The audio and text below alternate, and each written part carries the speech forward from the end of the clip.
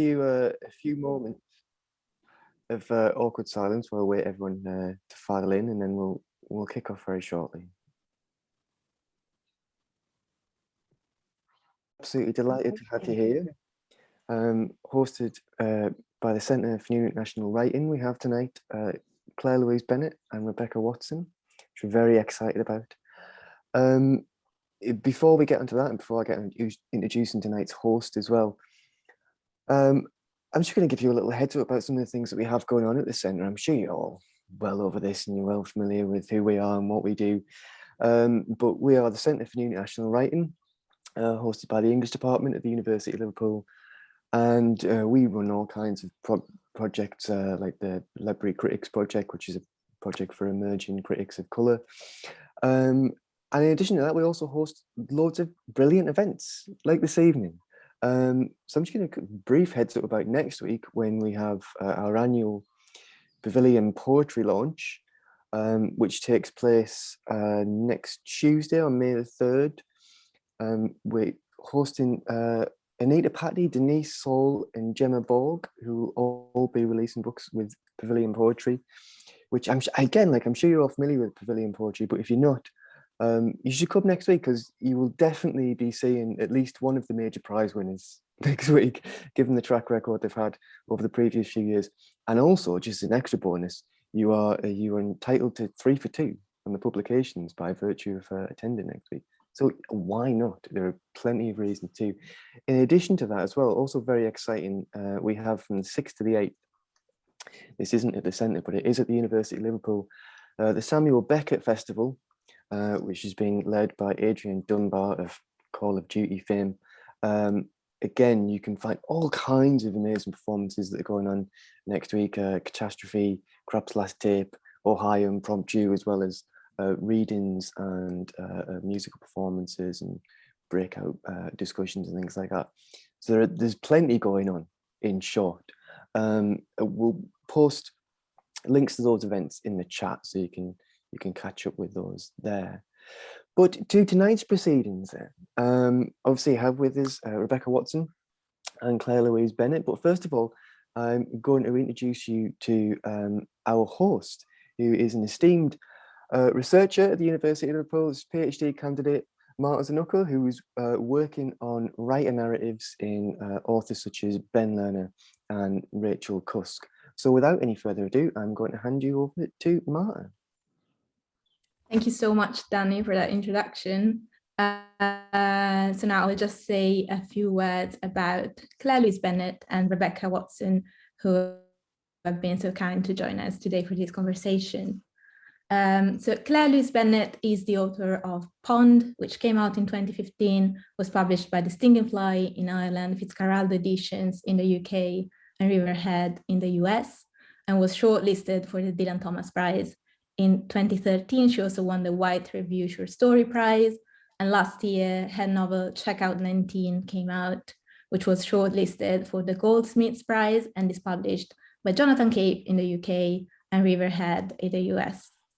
Her fiction and non-fiction have appeared in several publications, including the White Review, the Stinging Fly, Gores, Harper's Magazine, and the New York Times Magazine, and she also writes regularly about art. Claire-Louise grew up in Wiltshire, but now lives in Ireland. Her novel, Checkout 19, is a celebration of reading and writing. It follows the mental wanderings of a woman with a vivid imagination and the love for books and stories. The narrative includes countless references to other books and authors as it circles around meaningful moments in the narrator's life and explores the unfolding of her writing talent. Rebecca Watson is the author of Little Scratch, which is her debut novel. It came out last year and was shortlisted for the Goldsmiths Prize and the Desmond Elliott Prize. It is published by Faber & Faber in the UK, Doubleday in the US, and Strange Light in Canada. Rebecca was also shortlisted for the White Review Short Story Prize in 2018, and the work has appeared in the TLS, The Guardian, Granta, as well as other publications. She currently lives in London, where she works as assistant arts editor at the Financial Times.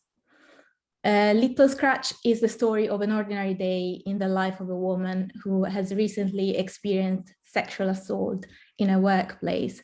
So just a quick trigger warning, there might be some talk about trauma related to sexual assault in our discussion. The novel chronicles the narrator's thoughts and impressions from when she wakes up to when she falls asleep at night, as she goes about her day trying to repress the memory of this trauma. The story is presented through an unconventional, non-linear format, which registers the narrator's reflections, sensations, and reactions to what's happening around her at any given moment simultaneously on the page. So thank you so much, Claire-Louise and Rebecca, for joining us today. It's an immense pleasure to be able to chat with both of you. And thank you also to everybody in the audience for choosing to spend your Friday evening with us. We will now listen to Claire-Louise and Rebecca read from their books, Check Out 19 and Little Scratch, before we move on to our discussion. And we will have a few minutes for questions at the end of the conversation. So please save your questions for the final part of this discussion, and I will let you know when you can start putting them in the chat so I can read them. Okay, Claire-Louise, would you like to read first? Okay, sure thing. Can you hear me all right? Yeah. I'm going to read from the beginning of the last chapter, which is called Woman Out of Nowhere. And it starts with a quote from Annie Ernaux. I am her ghost. I inhabit her vanished being. There was a very large rug in that room, and beams. Rafters, probably. Rafters, that's right. And a desk. A brand new desk with a white surface, which she'd got for us especially. We'd talked on the phone about it. We'd never spoken to her before. We didn't know her. No, we didn't. Someone we knew a little bit knew her very well, and that's how it all came about. We asked on the phone, didn't we, if there was a desk, because we had to make sure. Yes, we did. It was on our mind, and we had to make sure. And she said she'd get one because we told her we had a lot of work to do. We have a lot of work to do, we said. I'll sort something out, don't worry, she said. We thanked her, said, great. We appreciated it very much. See you in a couple of weeks then, we said. We were going to London. We were. For about a month, maybe longer. Maybe longer. Yes. After all these years. And we were very pleased and looking forward to a change of scene. We'd visited many times, of course. That's right, in the 20 years or so since we'd packed up our things, we'd visited London now and then, stayed here and there, yes, in this spare room, on that pull-out bed, etc. In hotels, even. Truth be told, we did not pack up our things 20 years ago. No, no, no, we didn't. We didn't want to. No, we didn't. So we left them where they were. That's right. We sat on the floor in the middle of our room with a bottle of wine, and all our things were in their places all around us, exactly where they always were. The dressing gown on the hook. We wanted more than anything for our things to stay where they were. Yes, we did. We wanted to stay where we were. That's right, we didn't want to leave, did we? No, of course we didn't. We wanted to take our dressing gown off the hook we'd banged into the side of the dresser and go down the hall and have a long, hot bath in the bathroom beside Bettina's room. We were just getting the hang of living in London. That's right. Now that we weren't a student anymore, now that that part of our being in London had ended, we felt much better about being there. Yes, now that that monumental disappointment was done and dusted, we felt quite optimistic. We did. We did. We felt light as a bird and fairly upbeat, in fact. But we didn't have any money. No, we didn't. We owed money. We did, actually. So what we felt and wanted was neither here nor there. We had to get real. That's right. We had to face up to reality. Get real. Get real. We didn't want to. No. No. No, we didn't. When our father arrived, he was irate that we hadn't packed a single thing. He was expecting us to be ready to go, but we weren't ready. No, we weren't. We were just sitting there drinking wine in the middle of the room. He'd brought a van. That's right. A large white van that belonged to his girlfriend's dad. It was parked just outside on the street below. We went over to the window and looked down at it. He went off to the tiny shop around the corner to get some big black bags. That's right. The tiny shop that sold everything our tiny heart desired. Wine, pistachios, cigarettes. And now our father was in there impatiently scanning the chock-full shelves for really big black sacks. And when he came back, we snatched them off him and tore around the room. We did. Emptying all the things out of the drawers and off the mantelpiece into the big black bags, coins, postcards, blue tack stamps, knickers, necklaces, shells, lipsticks, tights, marbles, tapes, creams, notepads, scissors, concept pill, photographs, tea lights, pine cones, books, incense, bone shoes, hats, tampons, sunglasses, scarves, pens, boo-boo, lapsang, souchong, camera, jeans, eyeliners, collages, blouses, diaries, cotton wool, miters, conkers, skirts, towels, knives, a vanish. Earrings, brooches, razors, candlesticks, bubble bath records, hair grips, paints. And when the bags were full, we threw them out of the window. We did.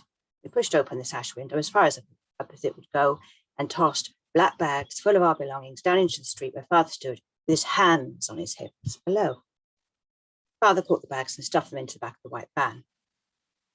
It didn't take long to clear the room of everything. No, it didn't. We were upset and intoxicated, so did it all in a fueled up frenzy. Throwing our things to rubbish sacks. Throwing our things out of the window. Throwing our things down into the street full of beautiful houses, one after the other. Streets and streets of beautiful, utterly still Victorian houses, one after the other, nothing moving, on and on. And when it was done, we shut the window back down with a slam and brought the wine with us. We did, actually. We needed it. We sat up in the van and drank wine while Father drove full throttle down the M4. The M4. The M4. With all our things bundled up in black sacks behind us. That's that then. Down. Down. The ignominy. The ignominy.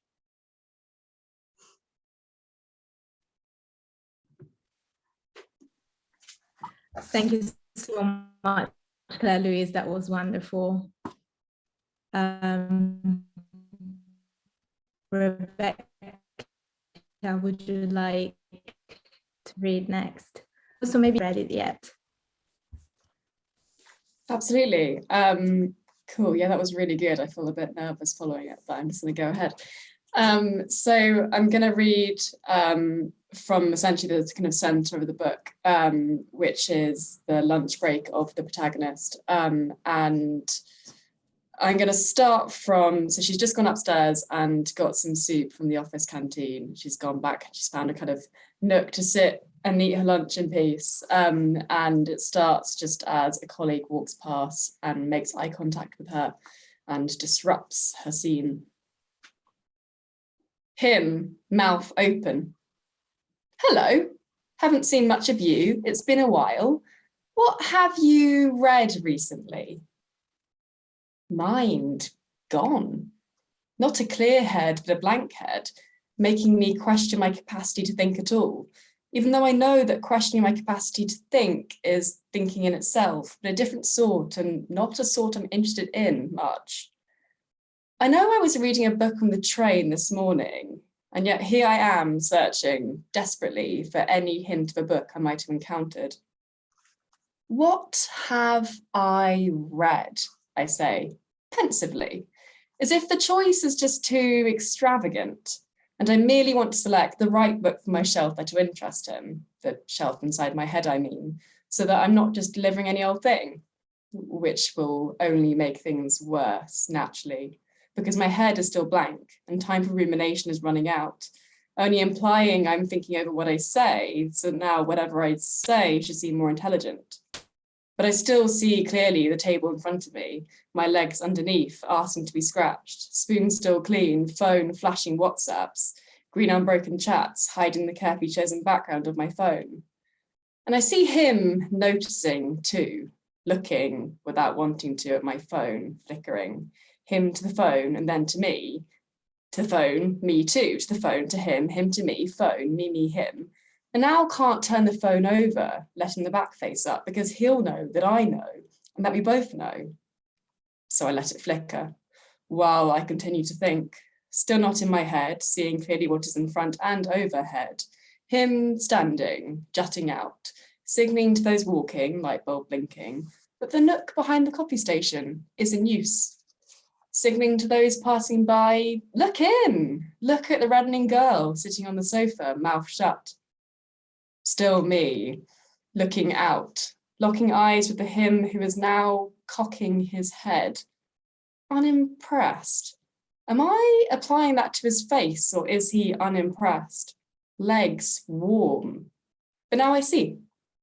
Oh boy, I see white, blue lettering, an image, not my spoon and not my phone, although I can see that too, an emoji of a pig, which distracts me for a second, but no, I'm not letting this go. Yes, an image, a book, yes, blue lettering. That's it, you're doing good. It's what I read last week. That'll do. He doesn't know the order of when I read things.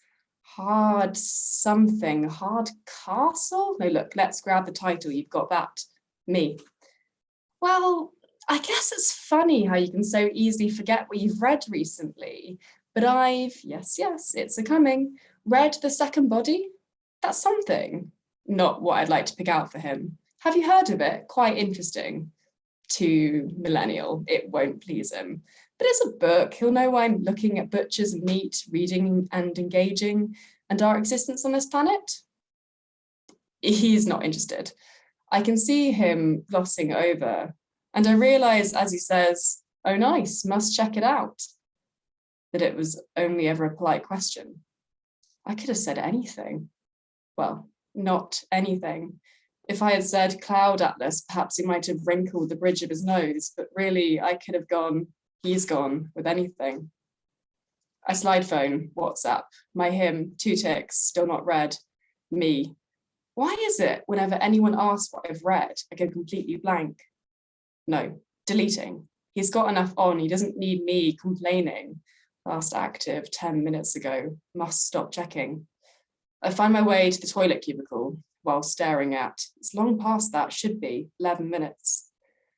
I am not going to scratch my skin, I instruct myself, studying the space between the floor and the cubicle door, deciding quite firmly, chipped grouting by my foot, that I'm not going to scratch my skin, a fingernail's gap. Pulling my tights down, letting my hands flat reach down to my ankles and up behind my knees. As I do this, I know I am not going to scratch. Sliding across the danger zone, still not going to scratch against the back of my knees. Not scratching, stroking, not scratching. Can feel paper thin, a well-worn phrase, but accurate. Here, right here behind my knees, my skin could be torn so easily. Fewer layers. And I feel where it has scabbed, just a little scratch, just a tiny graze. I hear that in my head to a tune, tickling already. Is that a song? And oh, fuck. I have to stop myself. I know I will stop myself so my body scratches faster, gets more moves in less time. If you're going to make me tear away so soon, I better get my pound's worth than I have pound of flesh. Pull my hands away. God, that was difficult. No, stop. That's you done. But reaching down to ankles, I catch a little scab and it's free and on repeat. Oh boy.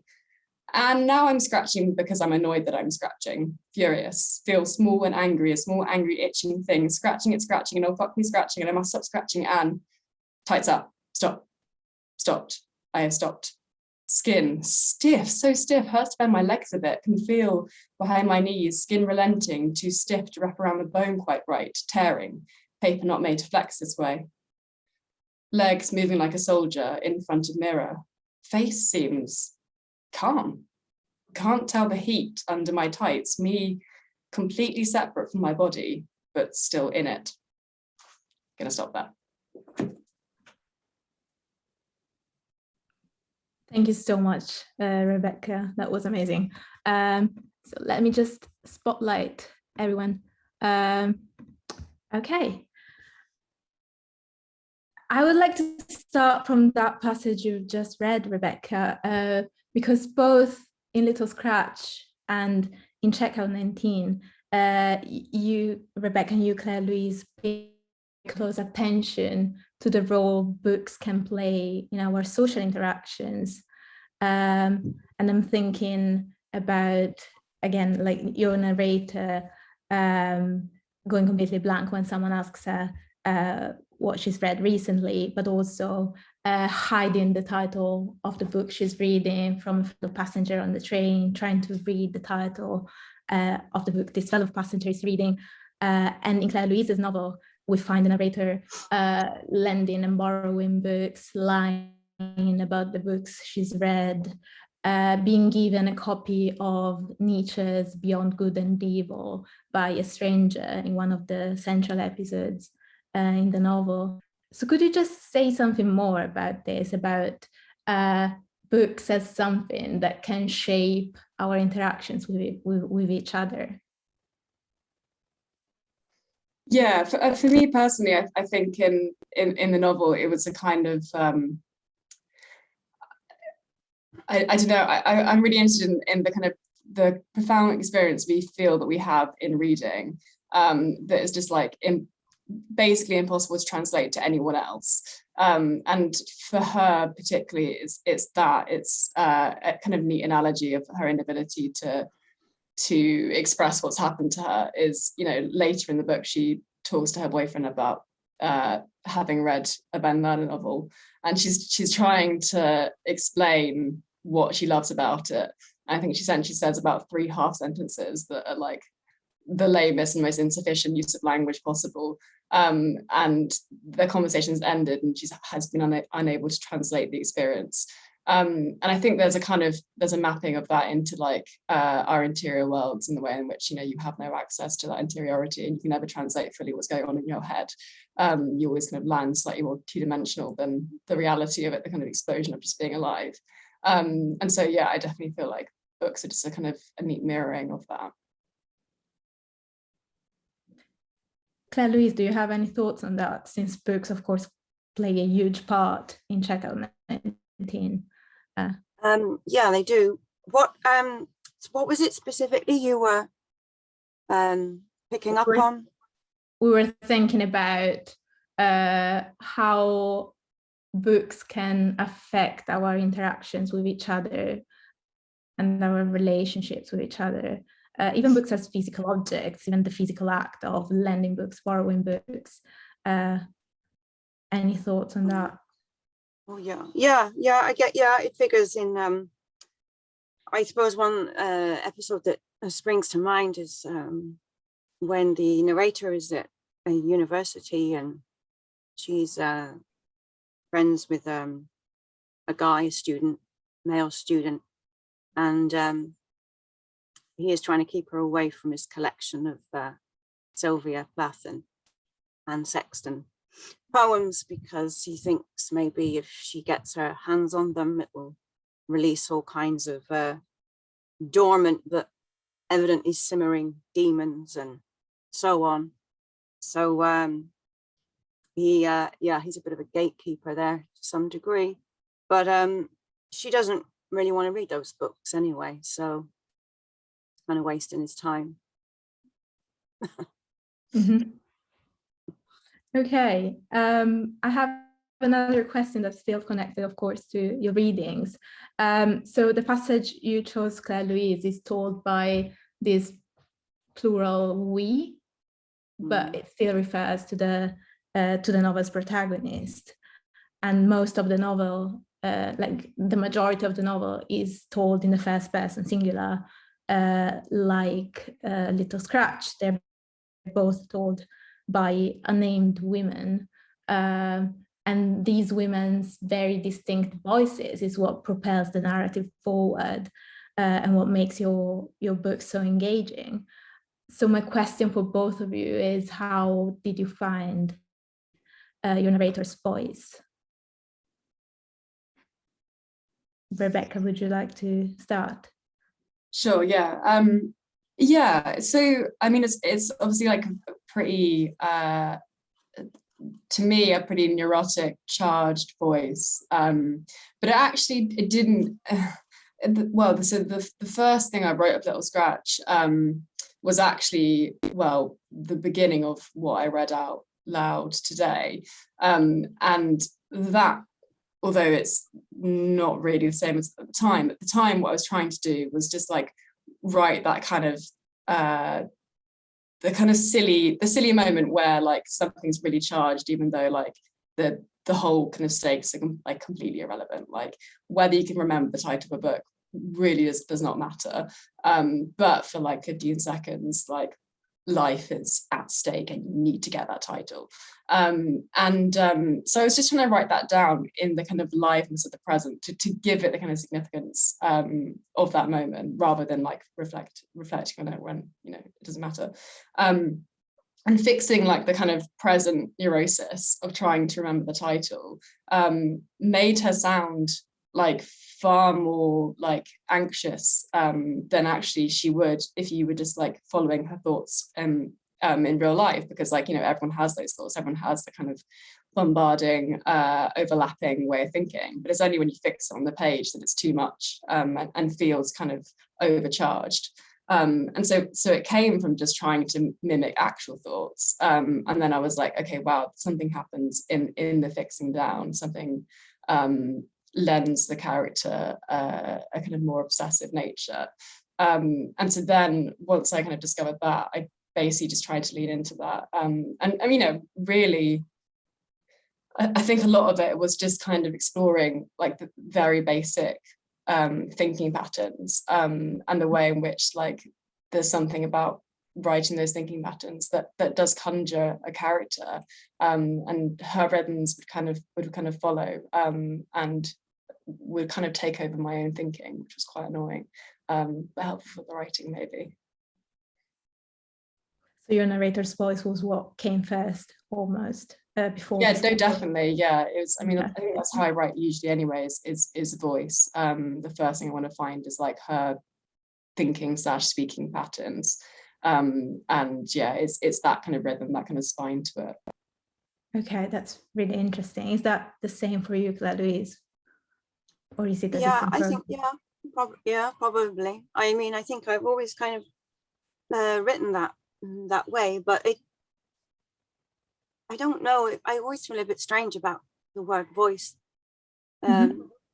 really, because then it makes it sort of sound like we're just one thing, like one source, and I don't really feel that way.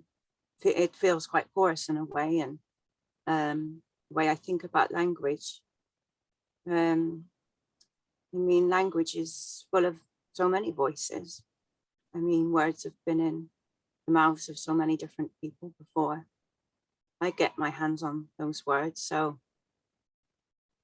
you know, I have a bit of a strange relationship then, like any writer does, to words, you know, because it's hard to think about it and being in your voice. And I think Checkout 19 testifies to that, because there's a range of, you know, registers, and sometimes it sounds quite academic in places, it's quite essayistic, and other times, I don't know, it's just a range, I think.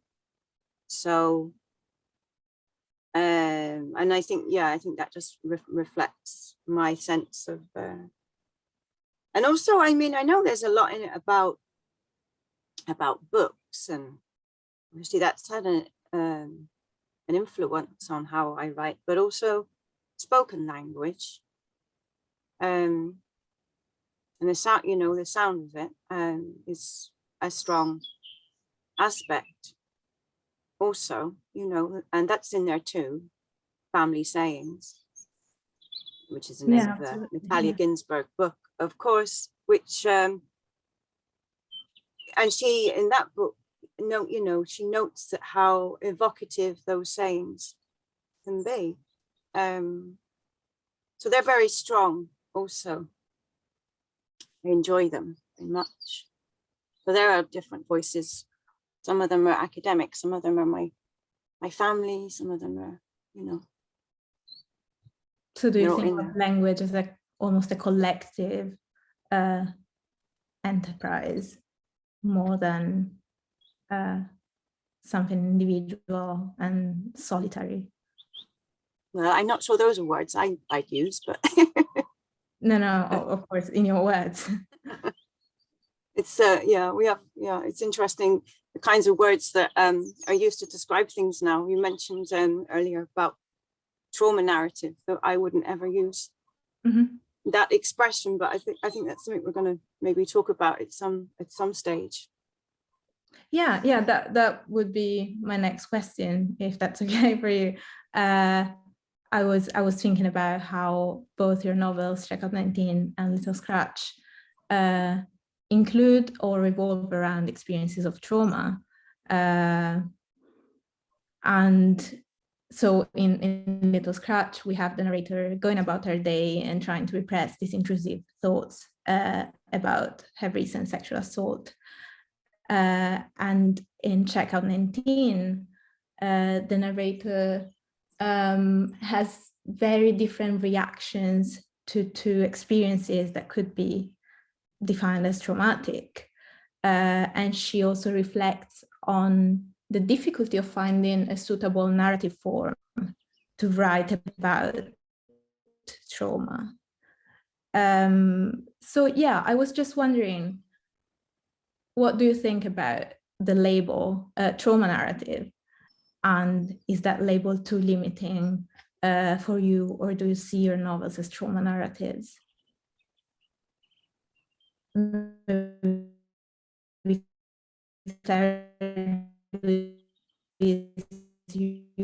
would like to start since about, or Rebecca? Hold on a minute.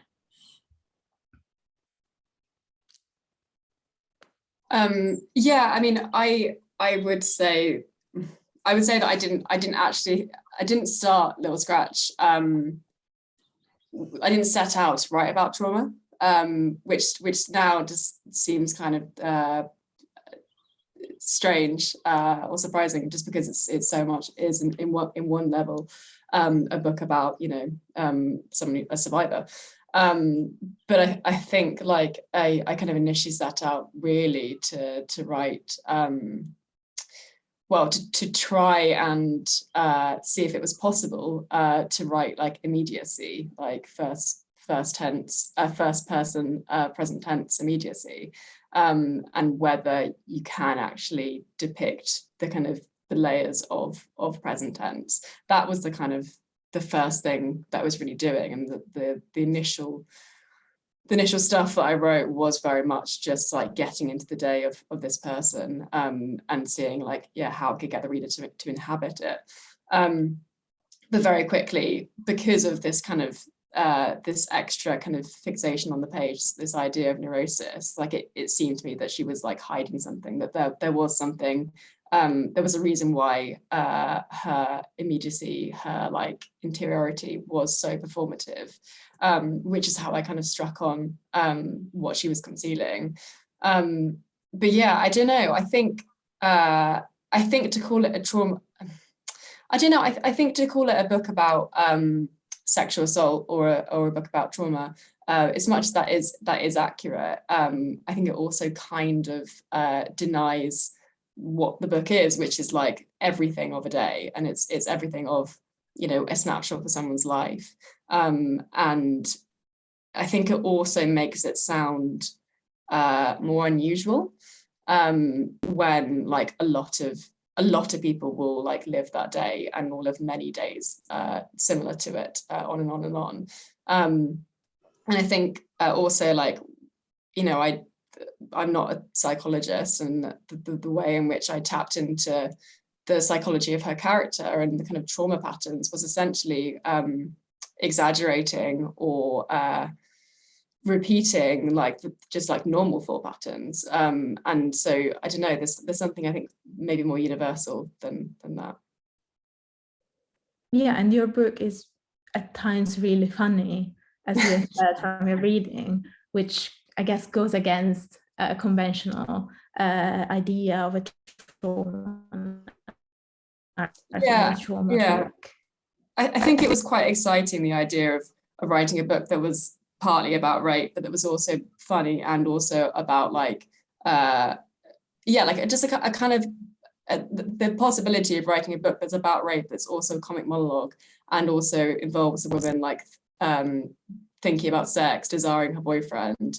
And I feel like those three things together, you wouldn't think would fit, when actually, like, obviously they do, and there's something kind of really kind of porous and exciting about pairing them. Yeah, absolutely. So the episode in the book between the aforementioned male student and the narrator occurs when she comes back from Bristol. No, she's not been to Bristol. Where's she been? Brighton, yeah. Bristol. So she comes back up, and he's spent all weekend in his bedsit or his flat with the curtains drawn, boozing. He's been drinking that really cheap cider. Used to be able to get called White Lightning. I think it was about 69p for about, I don't know, 3 litres or something. So he's been on that, and probably some whiskey. So he's been getting himself kind of worked up, I suppose, listening to, you know, Nick Cave and Leonard Cohen. So he's getting into this sort of dark, soulful kind of, I don't know, highly nihilistic space. And she's been down in Brighton by the Sea. She buys this nice silver skirt and some green books, and she's wearing a hat. I don't know what she thinks she's at either. So they're both at these kind of strange things, right? Communing with something outside of themselves, because there's all this crazy stuff going on inside themselves that they can't really make any sense of because they're young. And they feel things very, very powerfully. And they feel things in a very conflicted way a lot of the time. So there's all this stuff going on. They can't really put a shape to or articulate. And she's just disappeared anyway. She's just gone. Like, this is before mobile phones and, you know, there's WhatsApp texts and stuff like that, right? So he doesn't know where she is. And she's got suicidal tendencies, right? So he's like, fuck. So she comes back, yeah.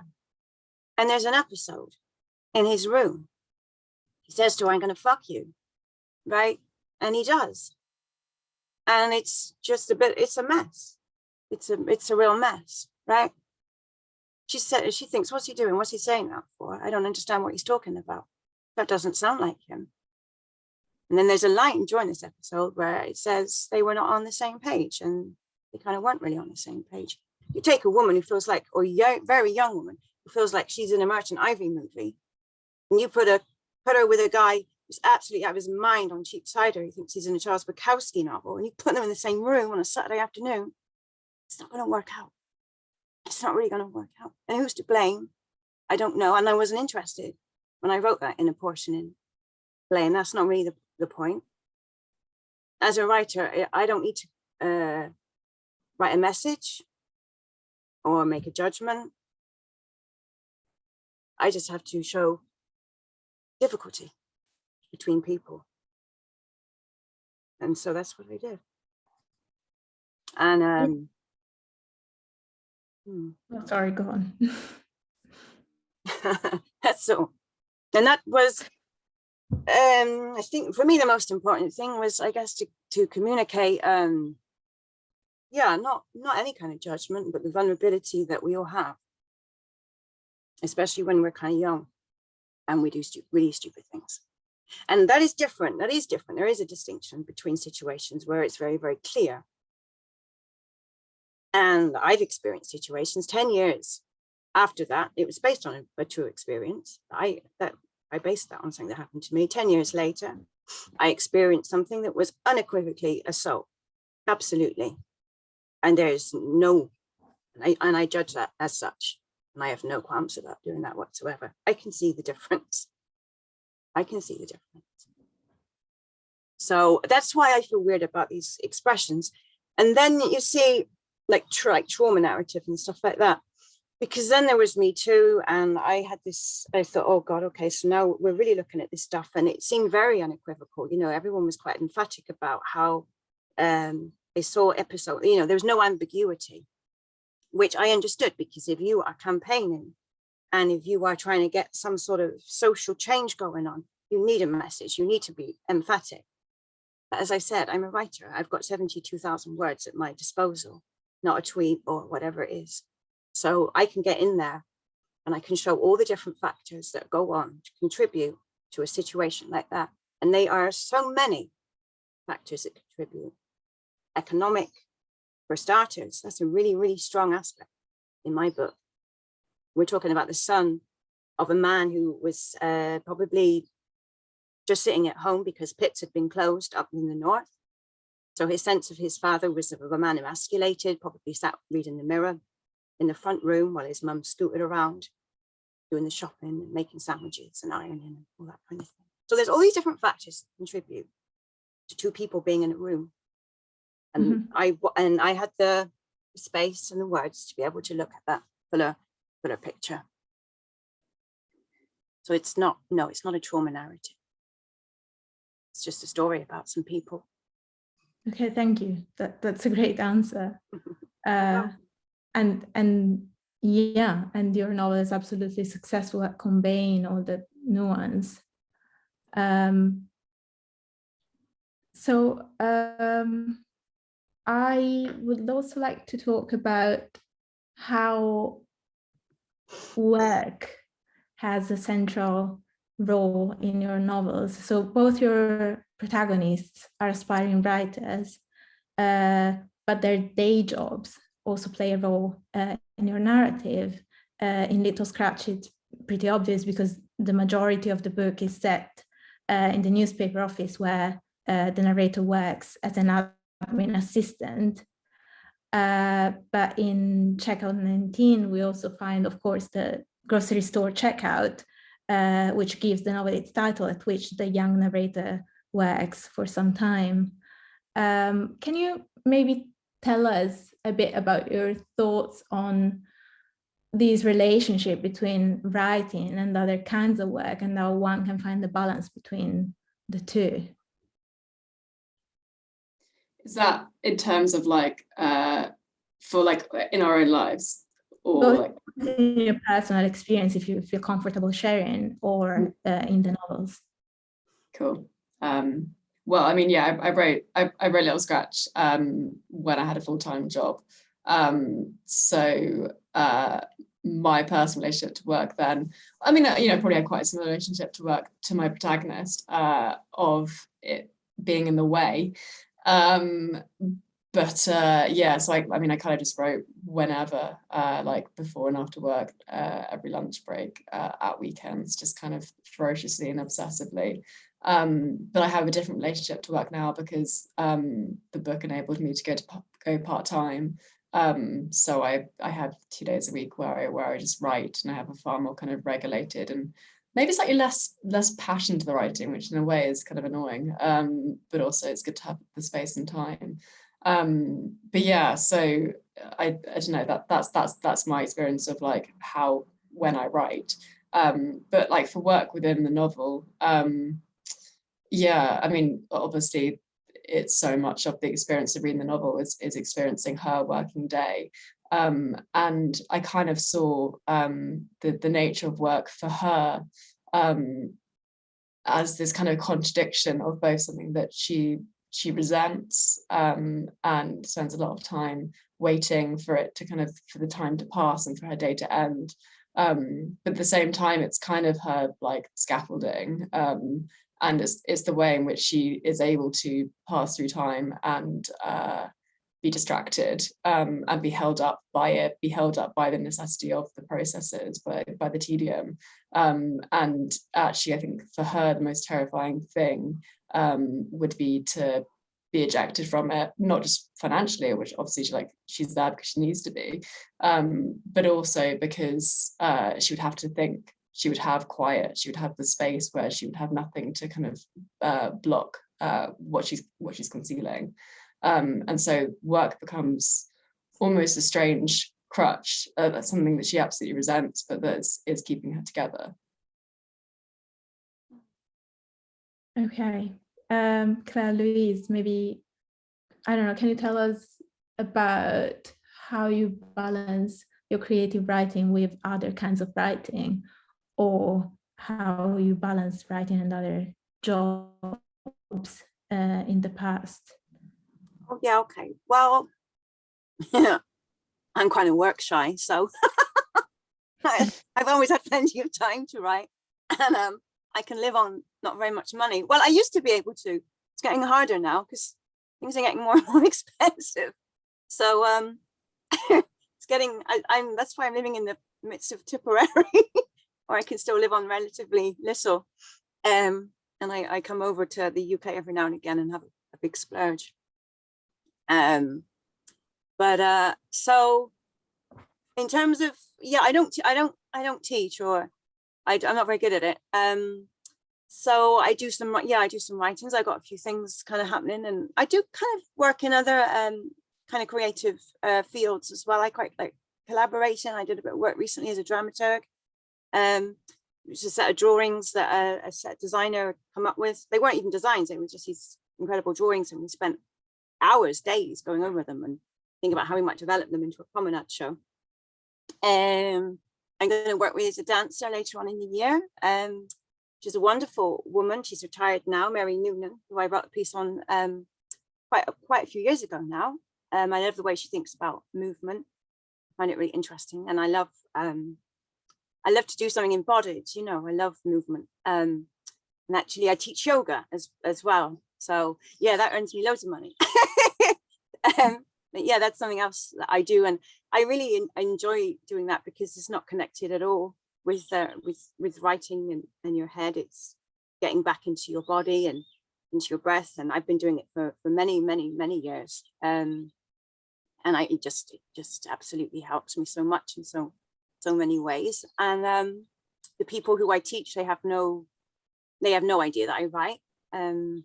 So that's really nice. I don't feel, I can just leave that go, which I feel is very healthy. I don't like to over-identify with, being a writer, really, at all.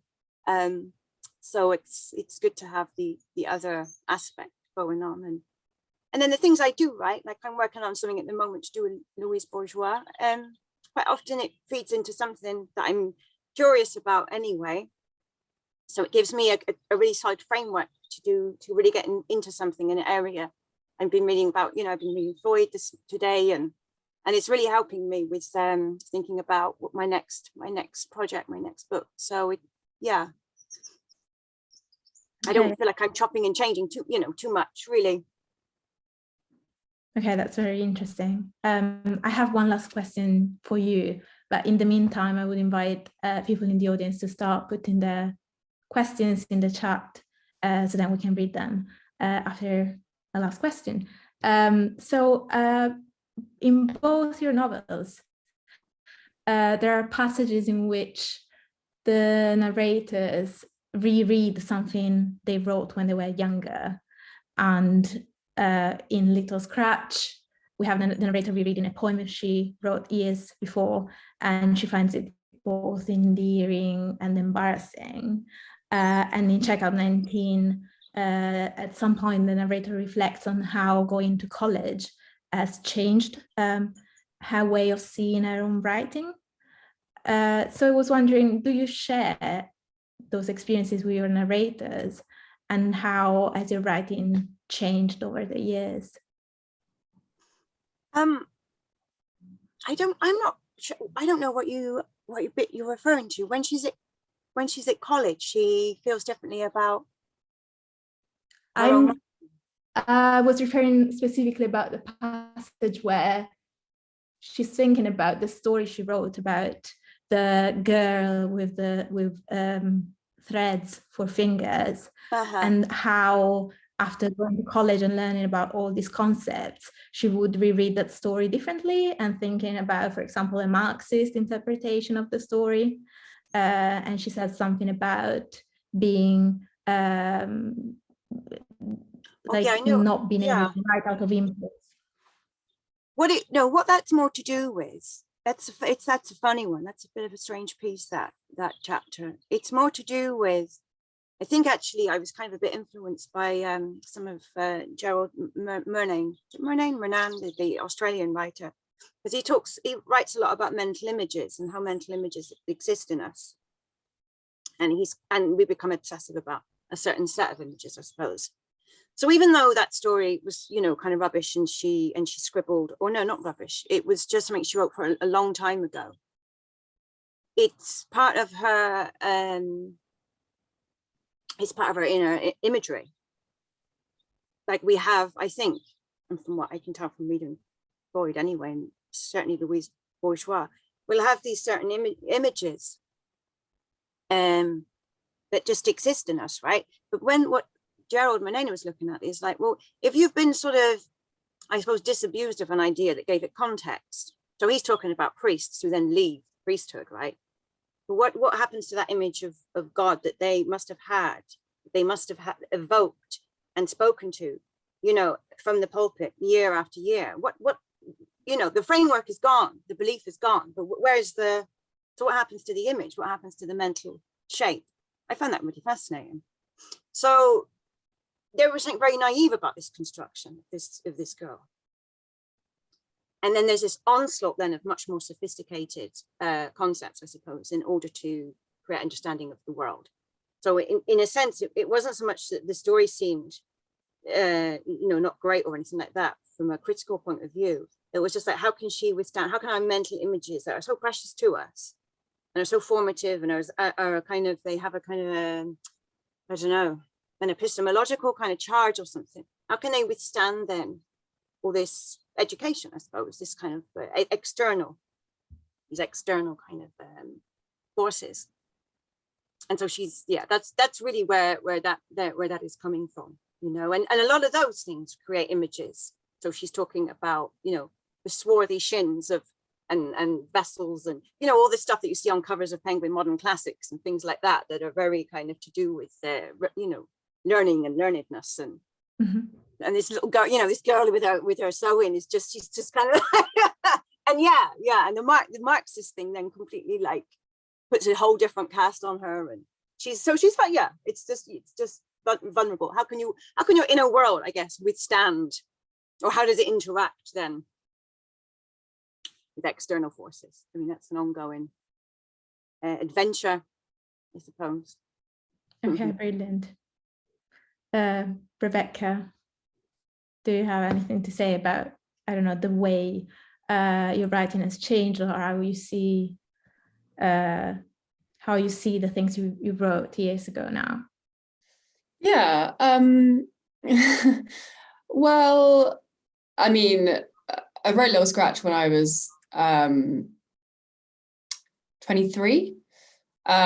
So I think before the thing, I wrote something before Little Scratch as well. So before that thing, basically everything I would now say was not very good.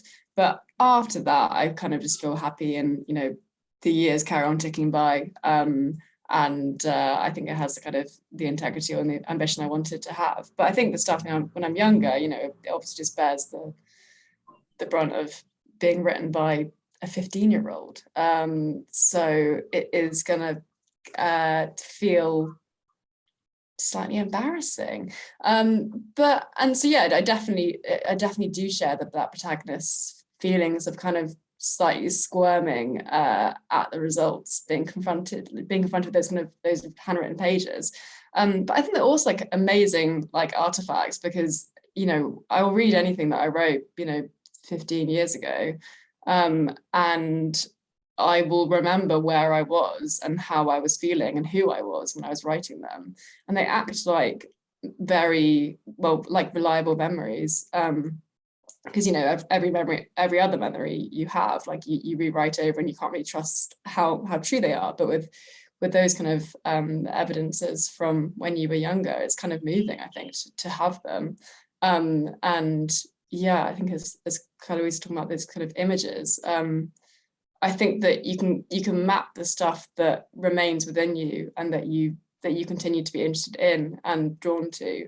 And those are a kind of constant. And so I think, yeah, there is something very, very cool about that. I did what my protagonist did, which was like tearing up loads of old writing. And I always really regret it, but it's the kind of thing you do when you're a teenager and feeling intense. You just destroy things. And so there we go. It happened and it's gone. Okay, thank you so much to you both. Let's have a look at the questions in the chat. We have quite a few. So let me see. So Ruth asks, I think it's a question for Claire-Louise. I just heard so much of Beckett in your voice, Claire-Louise. Even though you don't identify with the idea of voice, you're channeling that sense of the absurd in the kind of address to the listener. Was that on purpose? I love Beckett. Yeah, I mean, was what on purpose? My channeling of sense of, yeah, I suppose. I mean, yeah, it's I mean, I think there's a lot of humor in my work, for sure. And in some senses, that is a way of maybe bringing it back into the body in a way, you know. I'm not sure. I don't know what more. I don't really know, because the voice thing is just, I don't even in Beckett. I know it's very strong, but I don't see it as being particularly localized in a way, you know. Because his characters aren't really like conventional characters, so they're coming from, it's like language, we're witnessing them making themselves through language. And I don't know whether that is what voice is. Maybe it is. Maybe I am using. I don't know. I have to think about that some more, because I think this idea of voice is, yeah, it feels too local in a way. That's why I don't really, feel much of an affinity to it, because I mean, even though quite a lot of what I'm writing there, like I said, is based upon my own experiences, I don't really, don't feel like I'm writing about my own experiences when I'm writing it at all. So I don't know. I'm just thinking without really knowing what the end of my thought is. Because I mean, I've said so many things over the last few years. You know, you get asked questions and I've answered them, and then I think about it after saying, that's bullshit. No, I said that before. So, and the thing is with Checkout 19, I think if there was a sort of a, if you like, not a message, but whatever, it's really to really just think. Think for yourself. You know, it sounds really patronizing, but you know, like I said, after the Me Too thing, and I was looking at those situations that have occurred in my life, and I was thinking, oh, maybe that was really bad then, or maybe that was rape, or maybe that was this, or maybe that was that. There's a lot there now to telling us how we should kind of interpret our experiences. I mean, even English literature classes are telling you how to interpret books, and all the time we're told how to make meaning, right? But you really have to look at yours. And someone's asked me about the Louise Bourgeois. And what's interesting about Louise Bourgeois is she was in therapy for like psychoanalytic therapy for 30 years. And that's looking at how we construct meaning for ourselves. Really just using our own our own materials, I suppose, from our inner life. And that's really the only way you can really, I think, construct or interpret the things that have happened to you, is according to your own understanding of it and your own sense of it. And it's hard work, and it was hard work for her, really, really hard work. And she wrote a lot, actually. There's like 1,000 sheets of loose sheets were found in the 2000s that testify to like their progress notes, I suppose.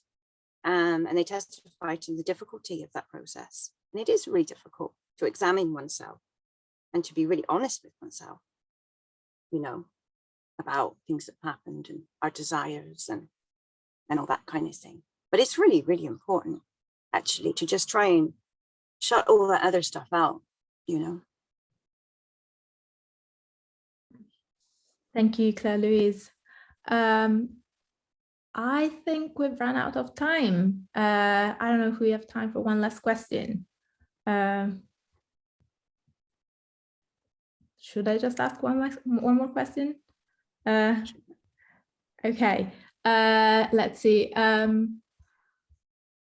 So Noemi asks, a question for both writers. Have you been aware of each other's work before today's meeting? And have you yourself seen any parallels between your novels? I actually reviewed Claire-Louise's novel for the FD, yeah, I'm a very big fan. I remember seeing Claire. This is funny saying this about Claire-Louise when she's right here. Hi, Claire-Louise. I remember seeing you do a reading from Pond at a White Review party years ago, and reading you after that, because, you know, as we saw today, Claire-Louise is very good at like reading the rhythms of her writing, and you can really hear that, and then you hear it again when you're reading it on the page. So yeah, and then I reviewed Checkout 19, which I think is a brilliant novel. And yeah, I mean, you know, I think Checkout 19 is, well, Little Scratch is contained to one day, whereas Checkout 19 is more kind of expansive and maximalist. So yeah, they're kind of, I guess mine's more constricted, but I totally see, yeah, the kind of nuanced grey space between thoughts and stuff like that there's definitely overlaps. Yeah, I thought so, in the way that it just brings you very much so close into the I'm talking about your into the writers or into the narrator's experiences moment by moment, and you feel very much in their mind and in their inner world. You did that incredibly effectively. And I could certainly see some parallels there. So I'm excited to see what you're working on or doing next. Sure. I think it was really good. Okay, great. I think now we've really run out of time. So thank you again so much to Rebecca and Claire-Louise for joining us for this conversation today. It's been an absolute pleasure. Yeah. Thank you, everybody. I'll leave you to the rest of your evening. Okay. Thank you. Thanks for having us. Where